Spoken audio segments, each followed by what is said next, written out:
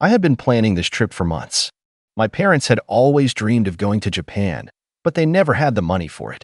So when I finally saved enough, I surprised them with an all-expenses-paid, luxurious one-week vacation. Flights, a five-star hotel in Tokyo, a private guided tour. I handled everything. I even booked myself a ticket so we could experience it together. It felt good to do something special for them. At least, it did until the day of the flight. The morning of the trip, I pulled up to my parents' house, grinning. They were already waiting outside with their luggage. My mom looked thrilled, practically bouncing on her heels. My dad had this proud, satisfied expression like he couldn't wait to tell his coworkers about the trip his son had gifted him. But something was off, because standing next to them, holding a duffel bag, was my brother, Jake. I frowned. What's he doing here? My mom beamed at me. Oh, we didn't tell you. She reached over and patted Jake's arm. Your brother is coming instead of you. I blinked, thinking I must have misheard her. What? Jake smirked. Yeah, man. Mom and Dad decided I should go instead. You know, I've been super stressed lately. Stressed? Stressed? Jake, who hadn't worked a job in 2 years. Jake, who spent his days playing video games in the basement, somehow needed a vacation more than me? I looked at my mom, waiting for her to say this was a joke. She wasn't joking. Honey, we just thought Jake could use this trip more than you, she said sweetly. You already travel for work sometimes, and this is a once-in-a-lifetime experience for him. I turned to my dad. Surely, he would back me up. Nope. He just shrugged and said, it's already decided. Let's go. We don't want to be late. Like that was the end of it, like it was their trip to decide. I clenched my jaw, my grip tightening on the steering wheel. 1,000 things ran through my mind. How unfair this was, how ungrateful they were, how much I wanted to scream at them for treating me like a freaking ATM. But I didn't say anything. I just exhaled slowly and said, all right, let's go. And I started driving. The whole way to the airport, Jake sat in the back, giddy as hell, talking about all the anime merch he was going to buy and how he couldn't wait to live it up in my hotel suite. My mom laughed, saying how much he deserved this. I kept my eyes on the road. When we arrived at the terminal, they all got out, stretching and chatting, completely oblivious. I popped the trunk so they could grab their luggage. My mom kissed my cheek and said, we'll send you pictures. Love you, sweetie.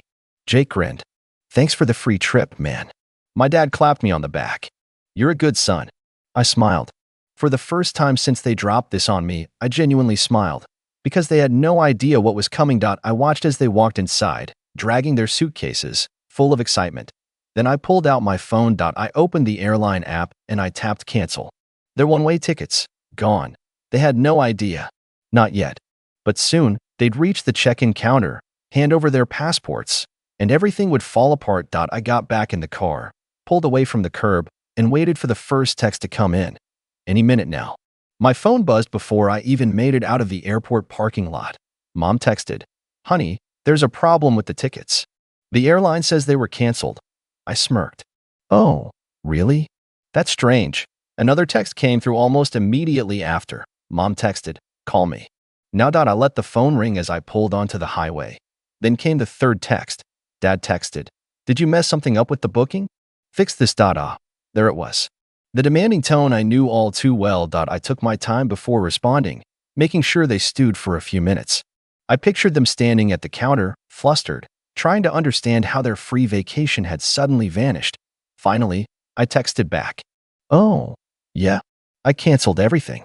Hope Jake enjoys his trip. The reply came instantly. Mom texted, what do you mean you canceled it? Dad texted, get back here now and fix this. Jake texted, dude, what's happening? I chuckled, taking the exit toward my apartment. I could just imagine the scene unfolding at the check-in counter. My mom freaking out, demanding to speak to a manager. My dad angrily checking his credit card balance, realizing he didn't have enough to rebook the flights, and Jake, I bet he was standing there like a lost puppy, finally understanding that for once in his life, something wasn't going to be handed to him. My phone rang again. Mom. I picked up this time, but before I could say anything, she shrieked, you canceled the trip. Why? Oh, I don't know, I said casually. Maybe because you stole my vacation and gave it to Jake? She scoffed, like I was being ridiculous. We didn't steal anything. We made a decision as a family. No, I cut her off. You made a decision. Without me. After I paid for everything. It was for the best, she said firmly. Jake needed this more than you. Then Jake can pay for it himself. I snapped. Silence. For the first time, she didn't have a response. Then she started up again, her voice turning sickly sweet. Honey, listen. There's been a misunderstanding. Just rebook the flights, okay? We'll talk about this when we get back. I laughed. She really thought I'd cave. Yeah. No, I said. You guys have a great trip, though. Oh, wait. I pretended to think. You don't have one anymore. And then I hung up. I didn't even bother reading the text that came flooding in after, because for once, they were learning what it felt like to be left behind. And it felt damn good. By the time I got home, my phone had blown up with calls and texts. Mom 5 missed calls. Dad 3 missed calls. Jake 2 missed calls. And 1 pathetic text, bro. You're actually doing this. Damn right. I grabbed a drink from the fridge, sat on my couch, and finally checked the messages, half expecting some last-ditch guilt trip from my mom. Instead, she'd gone full meltdown mode. Mom texted, I can't believe you would do this to your own family.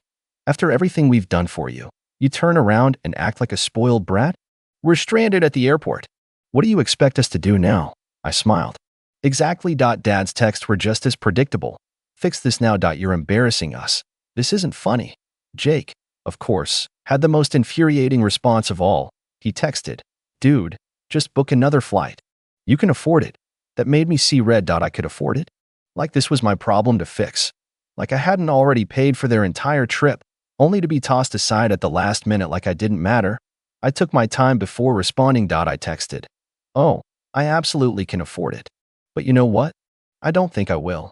Mom texted, You selfish little blocked. Dad texted, You better not, blocked. Jake texted, Bro, I'm your brother. I replied, Then act like it. Blocked. I set my phone down, exhaling. The silence was beautiful. No more entitled demands. No more guilt trips. No more being treated like a damn wallet instead of a son. I could almost hear the chaos unfolding at the airport, the frustration, the realization that they weren't going anywhere. And the best part? They had no backup plan. That's what made this so perfect. They had expected me to fix it. To be the reliable, responsible one. To bend over backwards so they could continue treating me like garbage. But now, they were completely and utterly stuck. And I wasn't lifting a damn finger to help. I stretched out on the couch, feeling more relaxed than I had in years. The sheer satisfaction of knowing they were stuck at the airport, scrambling, panicking, and I didn't have to deal with it. Beautiful. No more calls. No more texts. Just peace. For the first time in forever, I had control. I turned on the TV, scrolling through channels absent-mindedly, but I couldn't stop picturing the absolute meltdown happening at the airport. Mom? Freaking out at the airline staff. Probably demanding they fix their mistake. Dad? Silent and fuming. He was never good at handling things when they didn't go his way. Jake? Confused, helpless. No one had ever told him no before. And the best part? Their tickets were one way. That was something I had planned intentionally, because the return flight was supposed to be a surprise. I had booked a premium class return trip for us after a full week in Japan. The best seats, lounge access, the whole deal. I was going to surprise them with it on our last day. But since they decided to swap me out for Jake, well, that return trip didn't exist anymore. They'd have to buy new tickets to come back. And international flights? Not cheap. I almost wished I could see their faces when they realized that. But nope. Blocked. I ordered takeout, ate in peace, and for the first time in my life, I felt like I had finally won. And that's when I had an idea. A really, really fun idea. Because, see, my parents had always been image obsessed. They cared a lot about what people thought of them. Family, friends, coworkers, even random neighbors. They loved bragging about their perfect family. Loved posting their vacations, their fancy dinners, their hard-earned luxuries. But they didn't pay for any of it. I did. And now? I wasn't going to let them pretend. So I grabbed my laptop, pulled up Facebook, and started typing a post. It was time to set the record straight. I stared at the blank post box for a moment, debating how to phrase it. If I went too nuclear, they'd just try to play the victim to everyone, twisting the story like they always did. No, I needed to be smart. So I started typing, wishing my parents and Jake an amazing trip to Japan. I was supposed to go with them, but at the airport, they decided to take Jake instead. Hope they enjoy the non-refundable, one-way tickets I paid for. Short. Sweet. Devastating. I hit post. Within minutes, the comments started rolling in. Aunt Lisa said, Wait, what? They ditched you last minute, cousin Brandon said. Dude. Wild. Are they even coming back? Old family friend commented. What kind of parents do this? My phone buzzed with dozens of notifications, and I couldn't stop grinning. This was perfect, and then, the cherry on top. A friend messaged me a screenshot from my mom's Facebook page. She had tried to post one of her usual bragging vacation updates. Finally off to Japan. A well-deserved trip with family, red heart, so grateful. The comments? Absolutely roasting her. Aunt Lisa commented, You mean the trip your son paid for? Uncle Mike said, Didn't you ditch him last minute? Some random friend. Damn. Cold. And just like that, my mom's post disappeared. I laughed so hard I nearly dropped my drink. Checkmate. But then, a knock at my door. I froze. It was late. Too late for visitors. And I already knew who it was. I set my drink down, took a deep breath, and walked to the door. Through the peephole, I saw a familiar face. My dad. Standing there. Alone. His jaw was tight, his hands shoved in his pockets, the same way he always looked when he was about to try and fix a problem he caused. I debated ignoring it. Letting him stew. Letting him feel the helplessness that I had felt for years. But no. I wanted to hear what he had to say. I opened the door. He didn't even wait for an invitation inside. Just pushed past me and stepped into my apartment. I shut the door behind him. Didn't expect to see you here. Thought you'd be halfway to Japan by now. His eyes were cold. We need to talk. I crossed my arms. Do we? Enough games. His voice was tight. You need to fix this. I laughed. Oh? And what exactly do you think I'm going to fix? He exhaled sharply, like he was holding back from yelling. Good. Let him simmer. You humiliated your mother. I raised an eyebrow. I humiliated her? Or did she humiliate herself by pulling this stunt at the airport? Dad clenched his jaw, silent. That meant I was right. You don't understand the position you've put us in, he finally said. I scoffed. Oh no, did my little Facebook post ruin her perfect image? I tilted my head mockingly. Did people finally see through the bullshit? Dad exhaled, stepping closer. You're going to delete it. I smirked. No, I don't think I will. His nostrils flared. This isn't funny. No, it's hilarious. I leaned back against the counter. Tell me, Dad, did it finally hit you? Did you finally realize that I'm not your personal ATM? Dad opened his mouth, then closed it. That moment of hesitation? Victory. For the first time in my life, I had the upper hand. You messed up, I continued. You threw me away like I didn't matter. Now you get to deal with the consequences. His hand twitched like he wanted to slam something. Instead, he took a deep breath and went for a different approach. Listen. His voice softened, shifting into manipulation mode. I get that you're upset. Maybe we handled things badly. But this, he gestured vaguely. This isn't the way. You're family. We don't turn on each other like this. I stared at him. Funny, I said. I could have sworn that's exactly what you did to me this morning. His face darkened. We're leaving in a few hours. You need to fix this now. I smiled. I think we're done here. I opened the door, motioning for him to leave. For a moment, he just stood there, silent, seething. Then, finally, he walked out. I shut the door behind him and locked it. Now all that was left was waiting to see how this disaster played out. I stood there in the silence of my apartment, feeling a strange sense of calm wash over me. It was like the tension had finally melted away. My father was out there somewhere, probably still fuming, but I didn't care. I was done being their punching bag, their fallback plan. As I sank back onto the couch, I pulled my phone out again, watching the comments on my post explode. It felt like I was finally getting the recognition I deserved, not from my parents, but from everyone else. Friends, family, even distant acquaintances. They were all standing up for me in a way my own family never had. The support was overwhelming. It felt like I was finally getting the respect I'd been denied for years. But then my phone buzzed again. Jake. I hesitated, but curiosity got the better of me. I opened the message. He texted, Bro, what the hell did you do? This isn't funny. You're making everything worse. I couldn't help but laugh. Jake texted again, You ruined Mom's trip. You know how much this means to her. And Dad's pissed. Fix this. I had to stop myself from throwing the phone across the room. Fix this. Fix what? The mistake of putting my own needs last for years while they walked all over me. I typed back, the words flowing almost too easily. Funny how you're acting like the victim here, Jake. You're the one they picked, right? You should be grateful. They decided you were worth more than me. So enjoy the trip. I'm not fixing a damn thing. I sent it, feeling a weird mix of satisfaction and guilt.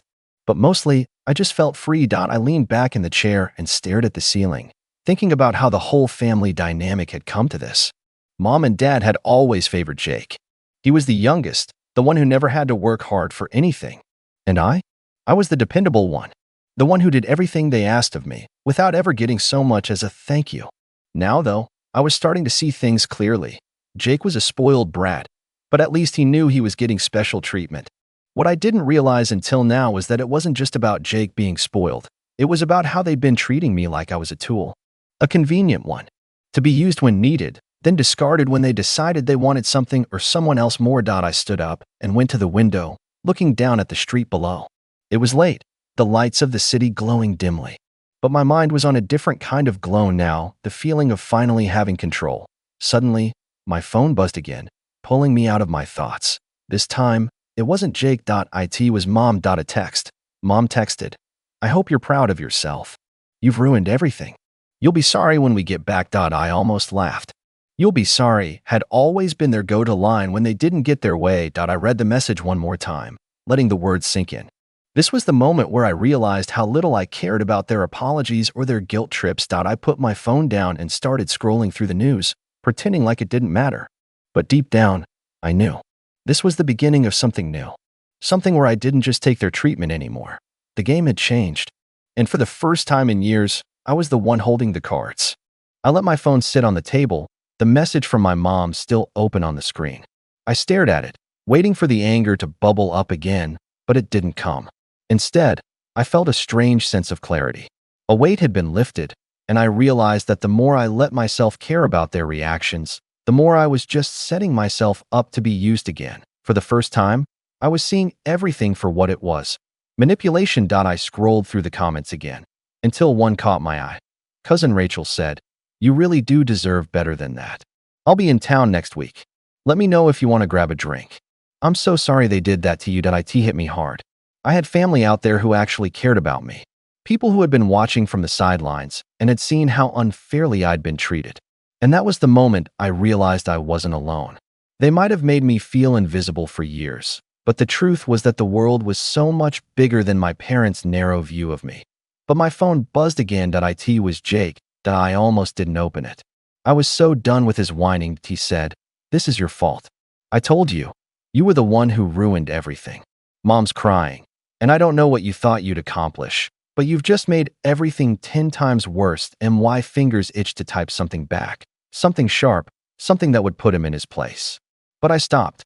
He was right about one thing. This was his fault, not mine. I took a deep breath and tapped out a response. I typed, "Jake, you can't keep pretending you're the victim here. You're literally getting everything handed to you on a silver platter, and you still don't get it. Don't bother calling or texting me again. I'm done." I hit send. And then, something strange happened. Nothing. For a few moments, I sat there staring at the screen, half expecting him to come back with some dramatic reply. But it was like he couldn't argue with the truth anymore. It was just silence. And then, the silence felt good. The phone was off. I threw it on the couch and sank into the cushions, staring at the ceiling. I didn't care anymore. This had to be the hardest part, cutting them off. But now, I felt nothing but a sense of finality. A feeling that I was no longer bound by guilt or expectation. The next morning, I woke up to a stream of notifications, more messages from family and friends. It was clear that the word was out. Mom and Dad were furious, but I wasn't in the mood to care. The drama had already played out, and now it was just the waiting game. How long would it take them to get it? How long would it take for them to realize that I was done being their doormat? They were never going to admit they were wrong. That was the whole point of this. This wasn't about making them apologize or fixing things. This was about me getting closure, about setting a boundary, and about walking away from the toxic family dynamic I had been caught in for far too long. I threw on some clothes and went out to meet Cousin Rachel. It felt good to step outside, to finally feel like I had options. Like my life wasn't defined by the dysfunction of my parents. We grabbed a drink and talked for hours. It was surreal how easy it was to talk to someone who actually listened. As the night went on, I realized how much I had been missing out on by keeping my head down and trying to fix a broken relationship that was never going to get bettered. It wasn't until the next week that I got the call that I was sitting in my apartment, Checking my email when my phone rang. It was mom. I stared at the screen for a few seconds, weighing my options. I could ignore it, but I wasn't sure I had the strength for that. So I answered, "Hello." Her voice came through, shaky, a little broken. We've been talking. Your dad and I. And we know we messed up." I almost laughed. But instead, I let her talk. "We shouldn't have treated you like this. It was wrong. I don't expect you to forgive us, but we want to make things right." There was nothing in me that felt like I owed her forgiveness. But there was something else too. Something that surprised me. I didn't care. I wasn't angry. I wasn't going to keep carrying the weight of their mistakes on my shoulders. "I'm glad you're finally seeing it," I said, my voice steady. "But I'm not coming back. I've been doing just fine without you too, and I'm not going to let you keep dragging me into your drama." There was a pause on the other end. And then, in the most calm voice I could muster, I said, "Goodbye, Mom." And I hung up. The silence that followed felt like freedom. I don't plan on speaking to my family again. I've finally chosen to put myself first, but I'd love to hear what you all think. Am I being too harsh, or did I do the right thing?